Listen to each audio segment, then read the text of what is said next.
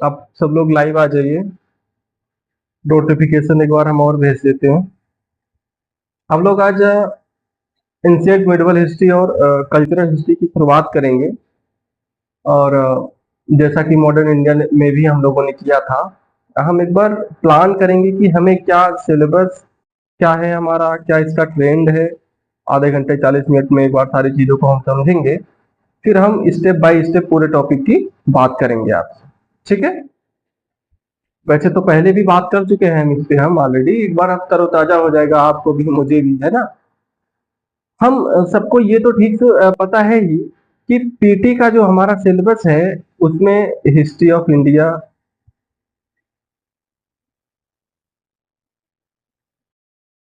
और Indian national movement पढ़ने के लिए कहा गया है। ठीक है। इतनी बात याद है सभी को। साफ साफ है हिस्ट्री ऑफ इंडिया और इंडियन नेशनल मूवमेंट। जैसे ही हम हिस्ट्री ऑफ इंडिया कहते हैं, वो तो ऑब्वियस से है, ये तीन भागों में हमारा बट जाता है। प्राचीन काल, मध्यकाल और आधुनिक काल। ठीक है। प्राचीन काल की बात करें अगर हम, तो इसको हम ले सकते हैं 5 लाख ईसा पूर्व से 1200 ईस्वी तक। ठीक है। ये और भी पीछे आ सकता है, मैं समझाऊंगा आपको बाद में। मध्यकाल की बात करें हम, तो 1200 ईस्वी से 1750 ईस्वी तक। और आधुनिक काल की बात करें हम, 1750 से 1947 या उसके आगे भी, 1964, 91, जहां तक इसको हम ले जा सकते हैं। ठीक है। हम लोग आधुनिक भारत का इतिहास जो है 1750 से लेकर के 1947, इसको हमने अध्ययन कर लिया है। ऑब्जेक्टिव और सब्जेक्टिव दोनों पॉइंट से हमने इस चीज को पढ़ लिया है, देख लिया है। अभी शुरुआत हम लोग करेंगे एंशियंट काल और मध्यकाल के बारे में भी थोड़ा सा हम आपको ब्रीफ करेंगे। तो सिलेबस है हिस्ट्री ऑफ इंडिया और इंडियन नेशनल मूवमेंट। मैं बराबर आपको कहता हूँ कि औसतन इससे 15 प्रश्न तो पूछे ही जाते हैं। हिस्ट्री से 15 प्रश्न पूछे ही जाते हैं। लास्ट हम 2 साल की बात करें तो 15 से अधिक प्रश्न पूछे गए हैं। 2019 के प्रीलिम्स में अगर आप देखेंगे, 15 प्रश्न प्लस प्रश्न पूछे गएंगे। 2020, 21, 22, 23, 24, 25, तो 17-18 प्रश्न अभी तक का ट्रेंड जो है, मिनिमम आप मान करके चलिए 15। पहले का जो ट्रेंड था उसमें ये था कि 15 प्रश्न में आपको 8-10 प्रश्न तो यहीं से पूछ लिए जाते थे, मॉडर्न इंडिया से। ठीक है। और 2-3 प्रश्न इससे होते थे, और कोई एक आधा सवाल इससे हुआ तो हुआ, नहीं तो नहीं हुआ। ये पुराना ट्रेंड था। 2019 में हमें क्या दिखा था? 2019 में सबसे ज्यादा प्रश्न जो है मध्यकाल से पूछे गए, 7 से 8 प्रश्न। एंशिएंट इंडिया से भी प्रश्न पूछा गया था, मॉडर्न से भी प्रश्न पूछा गया था। बट मैक्सिमम क्वेश्चंस कहाँ से पूछा गया? मेडाइवल इंडिया से। वहां से ट्रेंड इसका चेंज हो गया। उसके पहले 25, 30, 35 वर्षों में यूपीएससी में पहला कभी नहीं हुआ था कि मिडिवल इंडिया से अधिक प्रश्न पूछे जाए। पीटी वाले प्रश्नों की मैं बात कर रहा हूँ। ठीक है। 2019। उसी तरीके से 2020 की बात करें हम, तो हाईएस्ट क्वेश्चन 7-8 क्वेश्चन पूछा गया है एंशिएंट इंडिया से।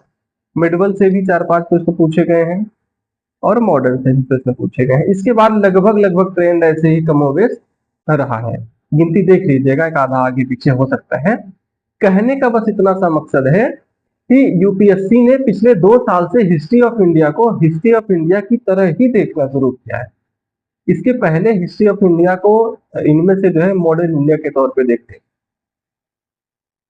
अब हिस्ट्री ऑफ इंडिया का मतलब है एंशिएंट, मिडिवल, मॉडर्न, कहीं से भी ऑब्जेक्टिव में प्रश्न पूछे जा सकते हैं।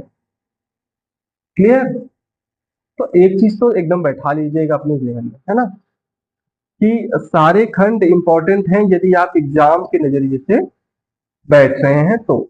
ऐसा नहीं है कि केवल मॉडर्न इंडिया ही इंपॉर्टेंट है। ठीक है। पहली जानकारी मैंने आपको दे दी।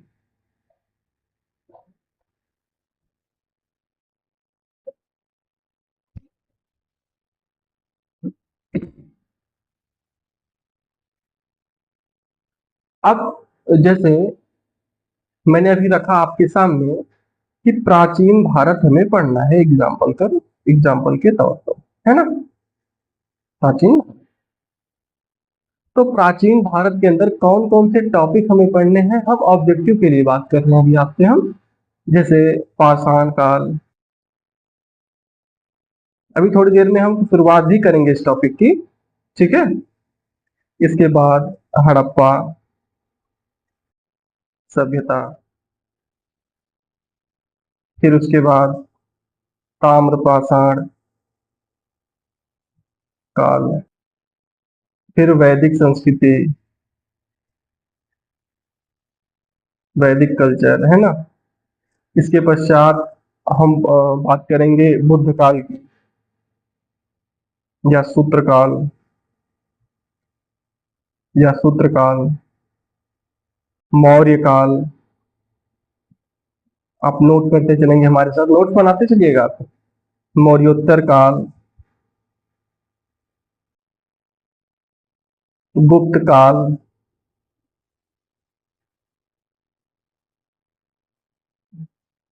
गुप्तोत्तर काल,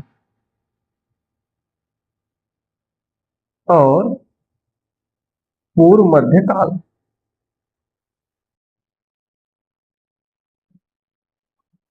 ठीक है, पूर्व मध्य काल।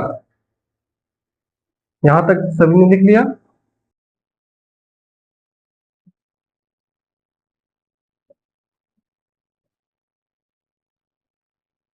ठीक है, मैं आपके कमेंट देख रहा हूँ। अभी आप क्लासेस खत्म होंगी, फिर जो मॉडर्न की बातें हैं हम फिर कर लेंगे, ठीक है।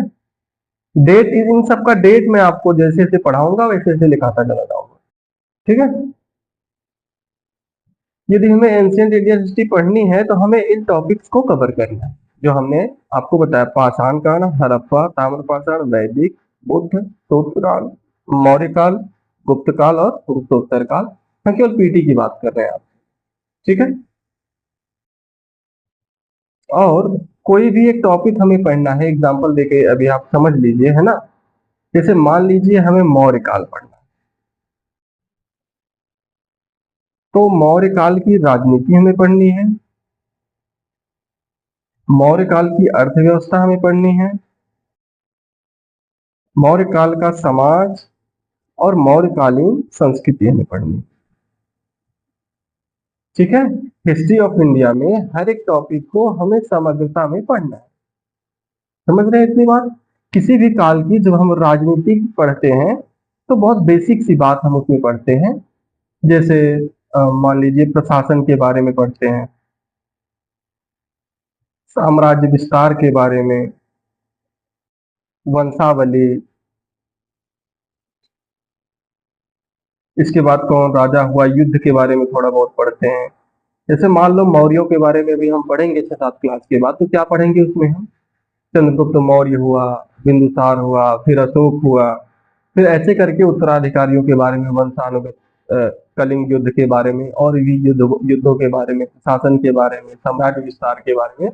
यही सब हमें जानना होता है राजनीति में। किसी भी काल की राजनीति में हमें ये सारी बातें ध्यान रखनी होती, ठीक है। अर्थव्यवस्था में हमें क्या पढ़ना होता है, खेती के बारे में, कृषि, व्यापार, शुल्क, परिवहन, सिक्के, शहर। नोट करना चाहे आप कर लीजिएगा। अर्थव्यवस्था में क्या पढ़ना होता है, कृषि, व्यापार, शिल्प, परिवहन, शहर, सिक्के इत्यादि, ठीक है। इतनी बात समझ रहे हैं सर। मौर्यकालीन अर्थव्यवस्था में हम देखेंगे, खेती, व्यापार, इन सब के बारे में हम पढ़ेंगे। और सोसाइटी में हमें क्या देखना होता है, वर्ण व्यवस्था के बारे में, जाति प्रथा के बारे में, छुआछूत की क्या दशा थी, दास प्रथा, महिलाओं की दशा, कुछ परिवार से संबंधित जानकारी हो, शिक्षा, या कुछ संस्कार वगैरह जो उस समय समाज में थे। किसी भी काल की सोसाइटी में हमें इन सब पहलुओं के बारे में जानना होता है। वर्ण, जाति, छुआछूत, दास प्रथा, महिलाएं, शिक्षा, परिवार, संस्कार, है ना, किसी भी तरीके की सोसाइटी में हमें ये सारी बातें जाननी होगी। तो हिस्ट्री ऑफ इंडिया में हमें सारे टॉपिक्स में राजनीति, अर्थव्यवस्था, समाज, संस्कृति, जितनी जानकारी उपलब्ध हो, जो महत्वपूर्ण जानकारी हो पढ़नी है, वो मैं आपको गाइड करूंगा कि राजनीति में कितना पढ़ना है, अर्थव्यवस्था में कितना पढ़ना है। बट पढ़ना सब होता है, ये समझना एक बार आपके लिए जरूरी है कि शॉर्टकट वाला मेथड नहीं होगा। ठीक है, अभी देखो संस्कृति वर्ड हमने यहाँ भी यूज किया है।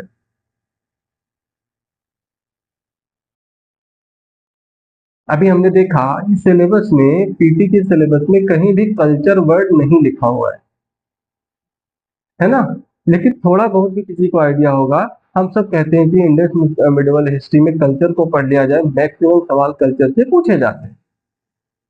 यूपीएससी सवाल कहीं से भी पूछ सकती है, लेकिन कल्चर से पूछे जाने की संभावना ज्यादा रहती है क्योंकि उसका रिलीवेंट ज्यादा है हमारे आज के जीवन से। कल्चर की बात करें, हम लोग संस्कृति की बात करें, तो इसमें पढ़ते क्या है, अब ये समझ लीजिए, बाकी आगे और समझाऊंगा मैं आपको। इसमें पढ़ते हैं कला, और कला के अंदर हम क्या देखते हैं, स्थापत्य कला, चित्रकला, मूर्ति कला और शिल्प। कला के अंदर हम क्या पढ़ते हैं, स्थापत्य कला, चित्रकला, मूर्ति कला और शिल्प कला। ठीक है, जब हम कला की बात करते हैं, है ना। अन्य भी कर सकते हैं, कुछ और भी कलाएं हैं, हो सकता है संगीत है, नृत्य है, नाटक है, लेकिन ये ब्रॉडली आपको पढ़ना है। ऐसे ही संस्कृति में हमें धर्म के बारे में, शिक्षा के बारे में, शिक्षा तो खैर सोसाइटी में हम पढ़ेंगे ही, साहित्य के बारे में, विज्ञान से संबंधित यदि कोई टॉपिक हो, ये सब हम पढ़ते हैं। ठीक है, कितनी बात समझ में आ रही है सभी को। एग्जाम्पल के तौर पे जैसे मैंने कहा, एंशिएंट इंडिया से करीब 8 क्वेश्चन पूछे गए हैं, तो 8 क्वेश्चन में 5 या 6 प्रश्न संस्कृति वाले खंड से पूछे गए। पिछली बार मेडाइवल इंडिया में 8 क्वेश्चन से पूछे गए थे, तो करीब 5 क्वेश्चन संस्कृत वाले खंड से पूछे गए। यानी ये बात सत्य है कि यूपीएससी के प्रीलिम्स में एंशिएंट मिडिवल हिस्ट्री से, कल्चरल हिस्ट्री से ज्यादा प्रश्न होते हैं। प्रीवियस ईयर के क्वेश्चन पेपर को आप उठा करके देखेंगे तो आप ये आकलन कर लेंगे। ये चीज आप अपने दिमाग में रखिएगा, क्योंकि पढ़ना आपको सब में सब है, लेकिन सबसे ज्यादा ध्यान आपको कहाँ देना है, कल्चरल हिस्ट्री में। तो हम पढ़ते क्या है, ये सारी चीजें हमने आपको बता दी। थोड़ा सा संस्कृति के बारे में समझ लीजिए। संस्कृति क्या होता है, वे ऑफ लाइफ होता है, जीवन जीने का तरीका, जीवन जीने का ढंग। ठीक है, जैसे हम लोग अगर आज की बात करें, तो आज की राजनीतिक संस्कृति क्या है, जैसे मान लो हमने आपसे, ठीक है, तो आज की राजनीतिक संस्कृति आज अगर आप देखोगे तो हम कह सकते हैं सिद्धांतों को कोई बहुत ज्यादा महत्व नहीं देता है। कह सकते हैं ना, सिद्धांत कहने के लिए सत्ता में आना है, प्राथमिकता है, अवसरवादिता प्राथमिकता होती है, जो वादे किए जाते हैं वो पूरे हो या ना हो इसको देखा जाता है ना। इस तरीके के तमाम बातें आपको दिखेंगी। और आप देखोगे टेक्नोलॉजी वगैरह का बहुत यूज किया जाता है। मतलब आप जो कुछ राजनीति में आप देख रहे हो, सोसाइटी जिस समाज में हम रह रहे हैं, जो हमें इस समय दिख रहा है, आज की आर्थिक गतिविधियां जो हम देख सकते हैं, है ना, धर्म के बारे में, क्योंकि इस तरीके से हम लड़ रहे हैं, साहित्य वगैरह के बारे में हम सब शिक्षा व्यवस्था के पार्ट हैं, विज्ञान वगैरह के हम पार्ट हैं। ठीक है, और कला के जो अलग अलग रूप हैं, बहुत सारे नए नए रूप आ गए हैं उभर करके आजकल। बट ऐसा नहीं है, इमारतें आज भी बनती हैं, पेंटिंग का लोग आज भी शौक रखते हैं, मूर्तियां आज भी बनती हैं, है ना। तो हम जो कुछ भी कपड़े वगैरह यूज करते हैं वो सब क्रॉफ्ट शिल्प के वगैरह तौर पे जो है देखा जाता है, जो हाथ से बनाए जाते हैं। संगीत, नृत्य, नाटक, इन सबका आज भी महत्व है। तो संस्कृति क्या होती है, संस्कृति होती है वे ऑफ लाइफ, जीवन जीने का तरीका। तो ब्रॉडली देखा जाए तो ये राजनीति, अर्थव्यवस्था, समाज, कला, धर्म, शिक्षा, ये सब संस्कृति का ही पार्ट है। यदि मैं ये कह दूं आपको कि ये सब संस्कृति है, इसको हटा दो, स्थापत्य, तब वे ऑफ लाइफ ठीक तरीके से डिफाइन हो पाएगा, जीवन जीने का तरीका। समझ रहे हैं बात को? अंतर समझ लीजिएगा। संस्कृति का मतलब है वे ऑफ लाइफ, मतलब सारी चीजें उसमें समाहित हो जाती। लेकिन इतिहास की किताबों में संस्कृति वाले खंड में सिर्फ आपको यही मिलेगा, या जो गाइड वगैरह कल्चर में चलती है बाजार में, नोट वगैरह में आपको यही मिलेंगे। लेखक भी एंशिएंट इंडिया में जितने बड़े बड़े लेखक हैं कल्चर में, यही लेख, क्योंकि ये सारी चीजें आज भी हमारे जीवन में किसी न किसी रूप में मौजूद है। उस दौर की राजनीति, उस दौर की अर्थव्यवस्था हमारे जीवन में ज्यादा महत्व नहीं है। सोसाइटी का तो काफी कुछ महत्व है उस दौर के, बट कल्चर का बहुत ज्यादा महत्व है। कोई भी एग्जाम्पल उठा करके देख लीजिए, मान लो स्तूपों की हम बात करें, चैत्य की बात करें, बिहारों की बात करें, न केवल उस काल को जानने का, उनकी शिक्षाओं को जानने का, बल्कि आज भी टूरिस्ट के दृष्टिकोण से देखें, तो बुद्धिस्ट राष्ट्रों के दृष्टिकोण से देखें, सांस्कृतिक पहचान के तौर पे देखें, पुरानी संस्कृति वाले राष्ट्र के रूप में देखें, तो कई तरीके के हमारी पहचान बन जाती है। तो दोनों बातें समझना जरूरी है। संस्कृति क्या है? आज जो कुछ हो रहा है वो सब संस्कृति का पार्ट, उस दौर में भी, है ना? बट हम पढ़ते इसी को क्यों बहुत ज्यादा है? क्योंकि ये बहुत ज्यादा रेलिवेंट है हमारे यूपीएससी में। रेलिवेंसी का बहुत ध्यान रखा जाता है, इनकी सार्थकता कितनी है टॉपिक में आज के समय में, है ना? ठीक है, कितनी सार्थकता है उसका ध्यान रखा जाता है। मैं कमेंट्स देख रहा हूं आपके, जैसे इसमें हम आगे बात करेंगे कला, स्थापत्य, है ना? मैं जानबूझ के कमेंट अभी आपके नहीं ले रहा हूँ। कला यानी क्रिएशन, कला क्या होता है? क्रिएटिविटी होती है, क्रिएशन होता है। उसमें सौंदर्य का भी पहलू हो सकता है, उसमें उपयोगिता का भी पहलू हो सकता है। जैसे शर्ट किसी ने बनाया, ये भी एक कला है। अच्छा दिख रहा है तो सौंदर्य का पहलू ना, इसको पहने हुए हैं, हम लोग पहनते हैं इसको। तो कला के भी बहुत सारे पहलू होते हैं। जब हम टॉपिक पे आएंगे तो वन बाय वन हम डिफाइन कर दूंगा आपको पढ़ते कैसे हैं, लेकिन पहले आपको ये जानना जरूरी है कि सिलेबस को देखना कैसे। मैं उम्मीद करता हूं कि कुछ कुछ चीजें शुरुआत की हैं वो आप पढ़ रहे होंगे। जैसे इंडियन हिस्ट्री की मैं बात कर रहा हूँ, मेडाइवल की शुरुआत अभी नहीं कर रहा हूँ, वो भी पीटी वाले सिलेबस, पीटी के सिलेबस। नोट कर लिया आप सभी लोगों ने? टॉपिक हमें ये पढ़ने हैं। किसी भी टॉपिक में इतने सारे पहलुओं को पढ़ने होते हैं, है ना? इतने सारे पहलुओं को हमें पढ़ने होते हैं किसी भी टॉपिक में। और इसके अलावा संस्कृति का मतलब क्या होता है, और इतिहास की किताबों में संस्कृति हम पढ़ते कहाँ? इतिहास की किताबों में, क्योंकि संस्कृति वर्ड सबसे ज्यादा आपको पीटी और मेंस में मिलेगा, तो ये पता होना चाहिए सिलेबस में है भी या नहीं है। एक पहलू तो मैंने आपको बता दिया, ठीक है? अब हम लोग क्या करते हैं, यहीं पे थोड़ा मेंस का सिलेबस हम डिफाइन करें, ठीक है? मेंस का सिलेबस क्या है?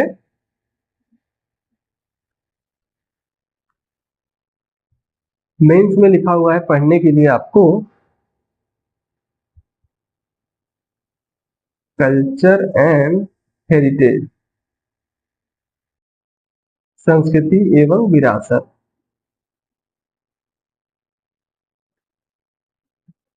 और इसके अंदर क्या पढ़ने के लिए कहा गया है, ये छोड़ दिया जाए, ठीक है? ऐसे लिखा गया और कह दिया गया है प्राचीन काल से लेकर आधुनिक काल तक, यानी प्राचीन काल, मध्यकाल और आधुनिक भारत, ठीक है? तीनों काल की संस्कृति और विरासत का अध्ययन हमें करना है। क्लियर? तीनों काल की संस्कृति व विरासत का अध्ययन हमें, प्राचीन, मध्य और आधुनिक, ठीक है? और कंप्लीट पढ़ना है हमें संस्कृति। जैसे मान लो मौर्यकालीन संस्कृति में हमें पूरा पढ़ना है, आपको पता है सिलेबस में नहीं लिखा है, मौर्योत्तर कालीन पूरा पढ़ना है, गुप्तोत्तर कालीन पूरा पढ़ना है, ठीक है। वो एक ही लाइन में कह दिया है कि प्राचीन से आधुनिक। अब सिलेबस में हाईलाइट किसको किया गया है, संस्कृति में भी हाईलाइट किसको किया गया है, उसमें कहा गया है कला पढ़िए, स्थापत्य पढ़िए और साहित्य। यानी हमें कंप्लीट संस्कृति का अध्ययन करना है, बट उसमें हाईलाइट किसको किया गया है, कला को, स्थापत्य को और मॉडर्न वाले सिलेबस में आपको याद होगा कुछ कुछ चीजों को हमने सिलेबस में हाईलाइट कर दिया जाता है, बाकी जनरल बातें कह दी जाती हैं, ठीक है। तो अब जैसे मान लो ये हमारा मेंस का सिलेबस है, ठीक है, और एवरी ईयर मेंस में भी आप मान करके चलो एक दो प्रश्न आपको तो मिलेंगे ही मिलेंगे पेपर 1 में, कभी कभी ज्यादा भी क्वेश्चन होते हैं, एक दो प्रश्न तो नॉर्मल सी बातें होते ही होते हैं। अब आप मतलब इस एस्पेक्ट को यहाँ पे आप देखोगे, जैसे मान लो हमें सपोज दैट हमें प्राचीन भारतीय संस्कृति पढ़नी, प्राचीन भारत की संस्कृति व विरासत का अध्ययन करना है,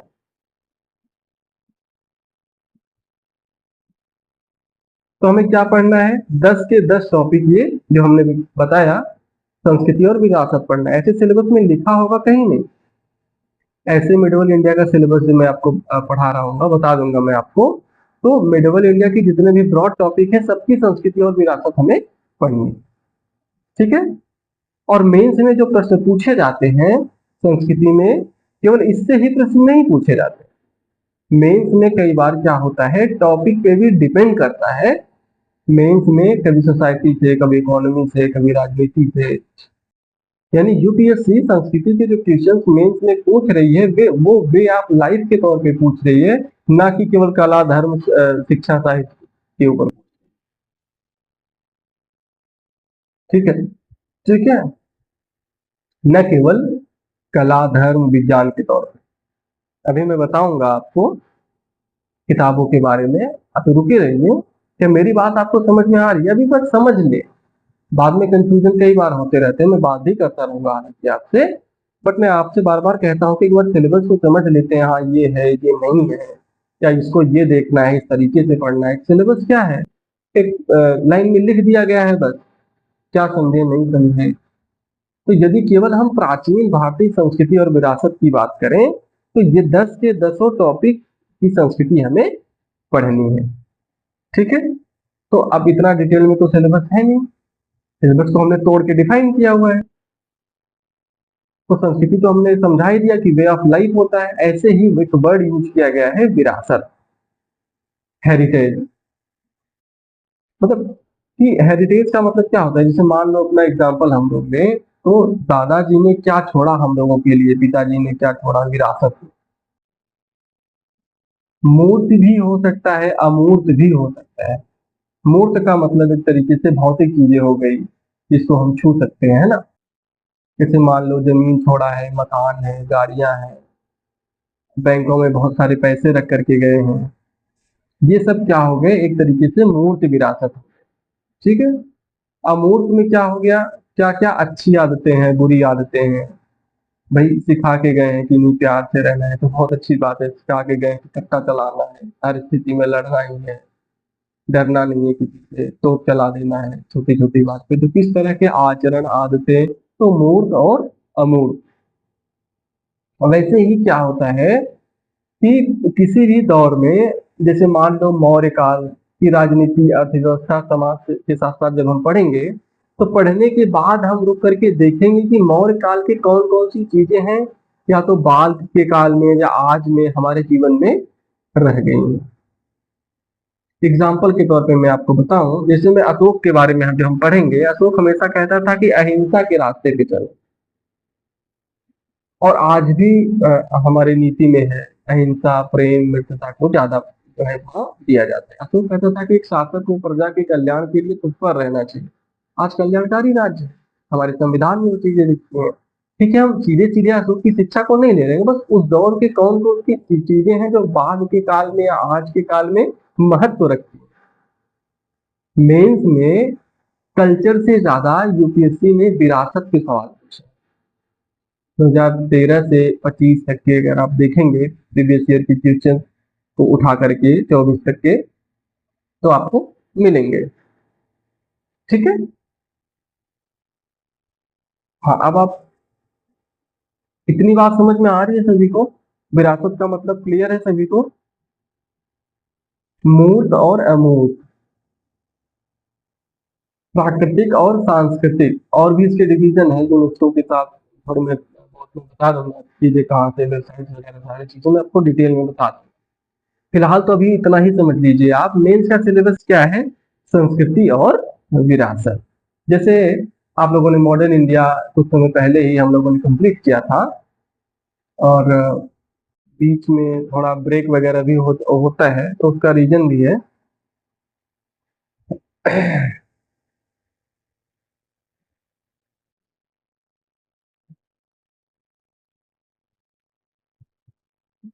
बाकी सिलेबस आपके कंप्लीट हो चुके हैं। ठीक है, ये तो समझ हाँ हाँ ठीक है, मैं देख लूंगा, वो करवा लूंगा।